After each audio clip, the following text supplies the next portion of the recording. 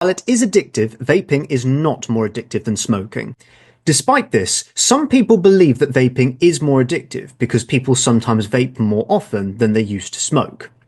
This is rarely the case because of important differences in how cigarettes and vapes are used. Because cigarettes burn, there is a time limit on how they are smoked. People tend to smoke a whole cigarette and then wait until the nicotine wears off to have another.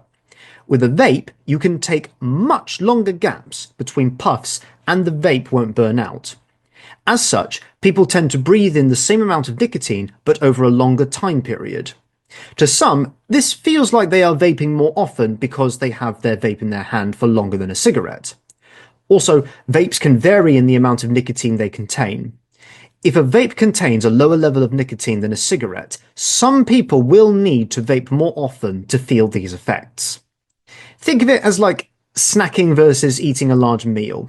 Snacking more often doesn't mean you're eating more overall, just as vaping more frequently doesn't mean you're more addicted.